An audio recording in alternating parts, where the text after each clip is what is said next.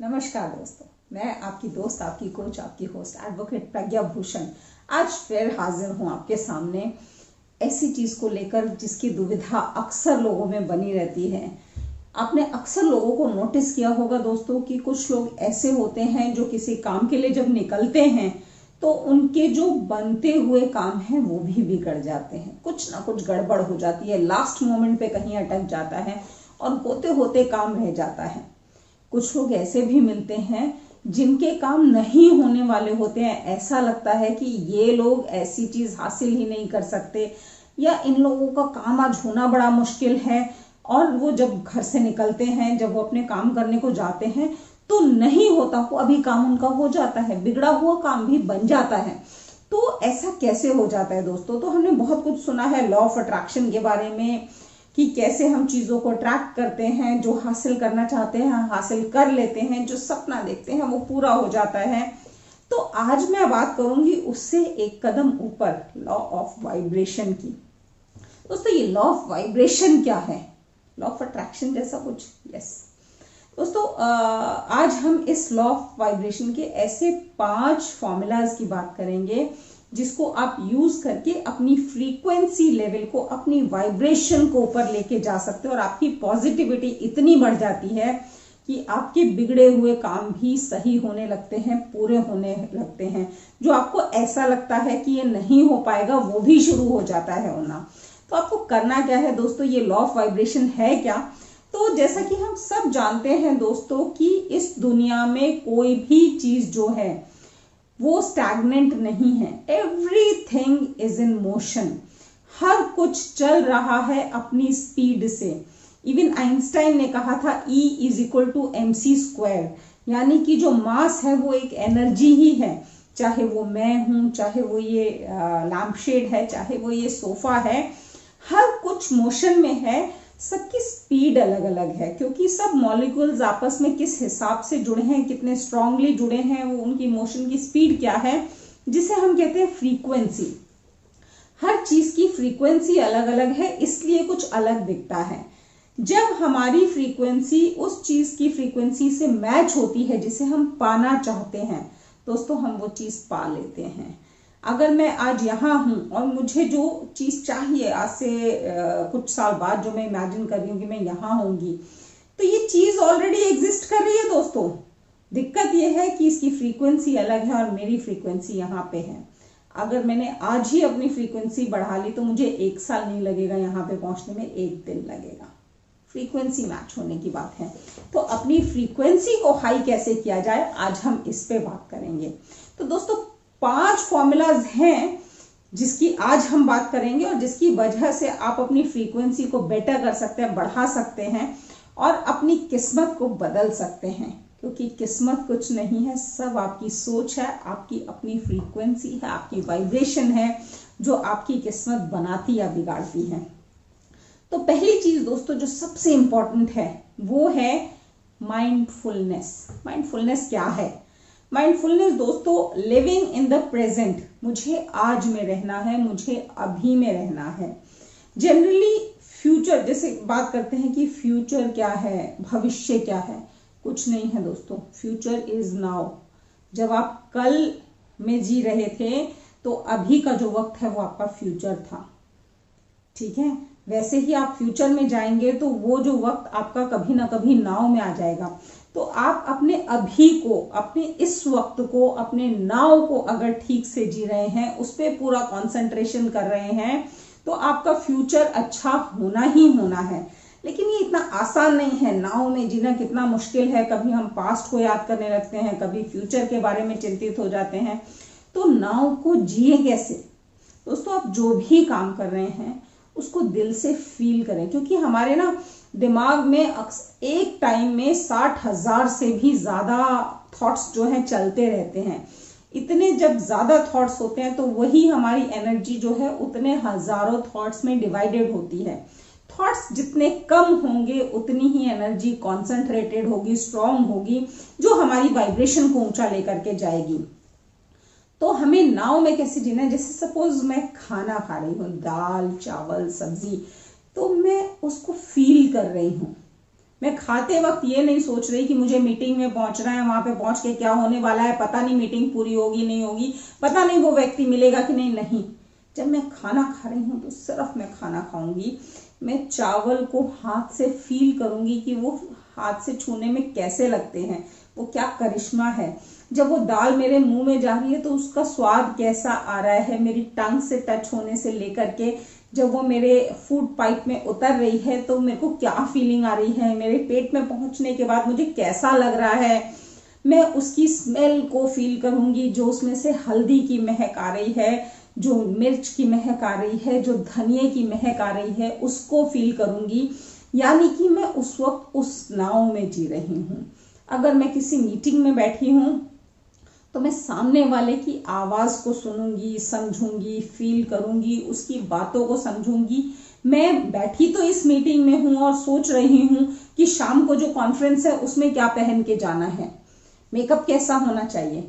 ये नहीं करना है दोस्तों। I have to live in now, क्योंकि जब मैं नाउ को ठीक से जीऊंगी तो इस वक्त की जो मेरी एनर्जी है वो अपलिफ्ट हो जाएगी, वो हाई हो जाएगी।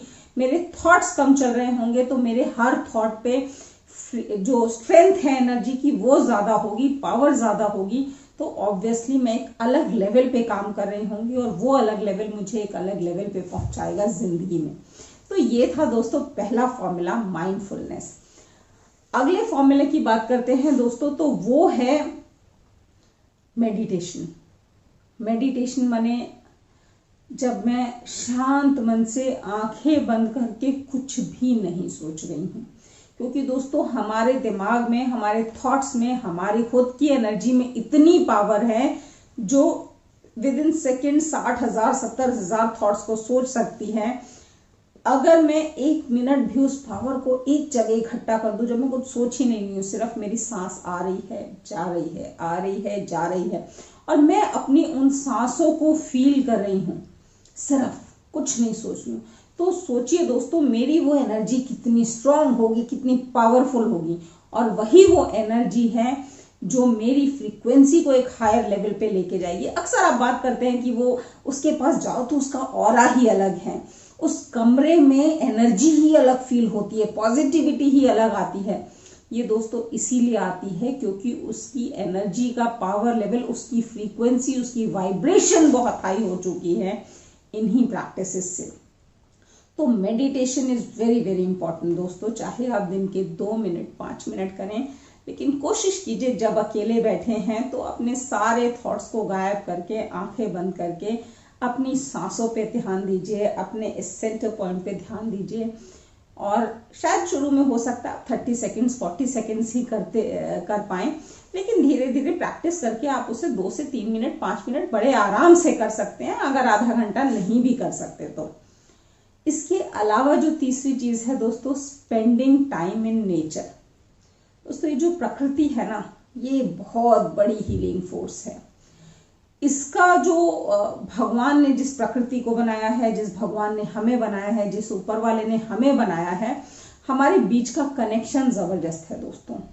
जब हम प्रकृति में जाते हैं तो हम वहां की चीजों में इतने एनग्रॉस्ड हो जाते हैं। ये पेड़ कैसे बने हैं, उन पत्तों को छू के देखिए, उन चिड़ियों की आवाज सुनने की कोशिश कीजिए, वो जो झिंगुर अपने आवाज निकाल रहे हैं उसको सुनिए। आपके जो थॉट्स हैं वो गायब से हो जाएंगे, आप उस प्रकृति में मिक्स हो जाएंगे, बिजी हो जाएंगे। तो ऐसे में दोस्तों आपकी जो फ्रीक्वेंसी है बहुत हाई चली जाती है, जब आप उस क्रिएटर की क्रिएशन के साथ होते हैं जिसने आपको खुद को क्रिएट किया है।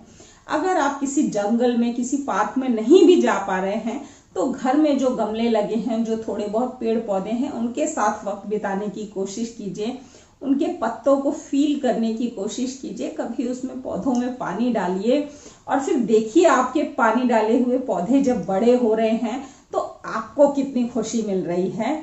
आपके अंदर जो एक सेंस ऑफ अचीवमेंट आ रही है वो आपकी फ्रीक्वेंसी को हाई करेगा। चौथी चीज जो है दोस्तों वो है फॉरगिवनेस, माफ करना। माफ करना बहुत बहुत जरूरी है दोस्तों। मैं आपको एक चीज बताती हूँ, जैसे आप एक बहुत खूबसूरत कमरे में बैठे हैं, बहुत अच्छा सा माहौल है, बहुत चारों तरफ लाइट सा म्यूजिक चल रहा है, खुशबू के आपने कुछ लगा रखे हैं, फॉर द स्मेल अच्छी सी खुशबू लगा रखी है, एयर फ्रेशनर लगा रखे हैं, और उस कमरे में कोने में एक बड़ा सा बाउल पड़ा है सड़े हुए अंडों का, जिसके आसपास मक्खियां भिनभिना रही, सिर्फ उसी छोटे से एरिया में। दोस्तों, आपकी ध्यान, आपकी नजर जो है उस खुशबू पे नहीं जाएगी, उस म्यूजिक पे नहीं जाएगी, उस कमरे की खूबसूरती पे नहीं जाएगी, सिर्फ और सिर्फ उस कोने में सड़े हुए जो अंडे पड़े हैं उस पे जाएगी। तो दोस्तों, जब आपके मन में किसी के लिए ग्रज होता है, किसी के लिए दुर्भावना होती है, जब आप किसी को माफ नहीं कर पा रहे होते हैं, तो वो जो फीलिंग है वो आपके मन में पड़े हुए सड़े हुए अंडों के बराबर होती है। आप कहीं और काम ही नहीं कर पाते, ध्यान ही नहीं दे पाते, पॉजिटिव चीजें सोच ही नहीं पाते। वो जो एक काला धब्बा है आपके मन के कोने में, वो हमेशा आपका ध्यान अपनी तरफ खींचता है। वो हमेशा बताता है कि एक होल है, एक लेक्यूना है, एक बदबूदार सड़े हुए अंडे पड़े हैं इस कोने में, जिसपे तुम्हें ध्यान देना है। तो दोस्तों, जब तक आप माफ करना नहीं सीखेंगे, चीजों को इग्नोर करना नहीं सीखेंगे, ये जो जिंदगी की छोटी छोटी बदबूदार चीजें हैं आपकी जिंदगी में कभी खुशबू आने ही नहीं देंगी। ये जो छोटा सा अंधेरा कोना है आपके मन का, आपके पूरे मन में अंधेरा फैला के रखेगा, रोशनी आने ही नहीं देगा। तो फॉरगिवनेस बहुत जरूरी है दोस्तों। और इसी के साथ हमारी पांचवी चीज आती है दोस्तों, वो है ग्रैटिट्यूड, यानी कि हमेशा थैंकफुल होना। क्योंकि जब आपको आदत पड़ जाती है ना हर छोटी से छोटी चीज के लिए मन में थैंक्स बोलने की, आप एक चपाती खा रहे हैं उसके लिए थैंक्स बोल रहे हैं, आपने अच्छा सा ठंडा ठंडा गिलास पानी का पिया और आपने थैंक यू किया उस ईश्वर को जिसने आपको वो पानी दिया। जब आप एक खूबसूरत कमरे में बैठे हैं, खुशबूदार कमरे में, तो आप उसके लिए थैंक्स कर रहे हैं। जब आपने अच्छे अच्छे वाइट धुले हुए वेल प्रेस्ड कपड़े पहने, उसके लिए थैंक्स किया।